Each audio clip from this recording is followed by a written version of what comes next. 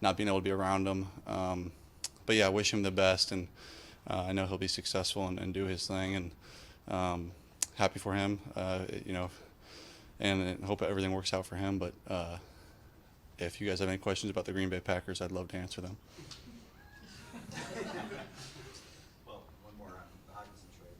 Can you, obviously we understand it's more about you have a friendship with him, so that's part of it. But what do you guys think of this offensively? He's a playmaker. Yeah, he's a good playmaker. He's a good player. I hit it. I mean, he's a good player. We talked to Ray L this morning, and he said, maybe there's obviously some opportunities for some other guys. Maybe you can do some 4-wide, 5-wide stuff and experiment a little bit. Is not, I don't want benefits, not the good word, but when you move on from somebody, There's more food on the table, right? That's just kind of the way it is, and yeah, certainly for those guys. You guys are 1-6. Does trading one of your best players signal that the organization is giving up on the season a little bit? Not players. I opened it up with that so that we didn't have to do this, and I'm respectfully, it's not my decision. I'm a player here, and I do my best every day, and it's up to them. But again, I'd appreciate it if that would be it. Respectfully.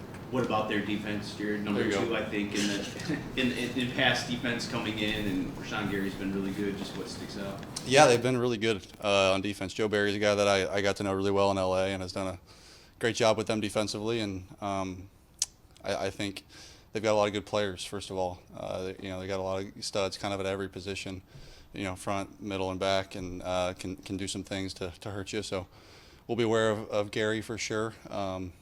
See what the status is on Campbell, and I think Quay Walker's a great player as well and can do a lot of good things. Brock Wright caught 7 passes in 3 years at Notre Dame. Obviously had more of an impact here as a rookie.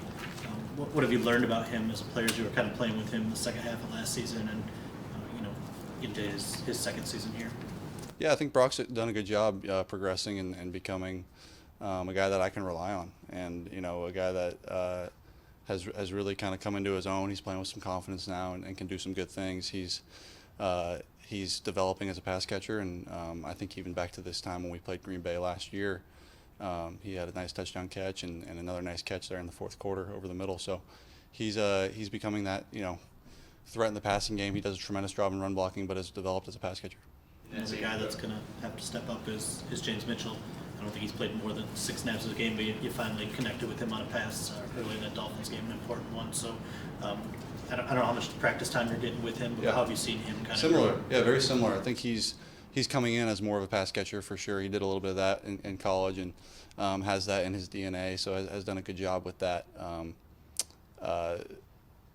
Developing as that, and I've seen it today, and even on scout team, we kind of saw it develop as the season has gone on. And again, a guy that I've slowly started to become very trustworthy with, and that's really all that matters when these guys are running routes and catching passes for us. Just trade related, not specifically about TJ, but you were with the Rams when you guys you traded for Akeem Talib. Sure. The year before you made a move to where sort of signaled, hey, we're going for this and everything. What does this do? What does that do for a locker room when whatever direction the franchise goes when they make moves? Yeah, I've been on both sides of it because I've been in the acquiring and I've been in the losing a player, and I think it's hard to explain, but each decision is made in the best interest of the team, and you have to trust that and you have to believe that, and that's the only way you can move forward. And with that, like when we acquired in LA, we traded away players too. So so you don't know, is this going to work? Who knows? But it's always trusting upstairs and being a good player and a good teammate. Just one more spinning it forward.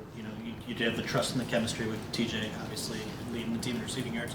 So now Brock and James have to step up. What do you do just to kind of accelerate their development? Do you throw a little extra with them after practice? What is the steps for you to take with those guys? Yeah, I don't know if we have our chemistry. Me and Brock have had a lot of reps together. James would be the one where him and I are catching up to speed a little bit.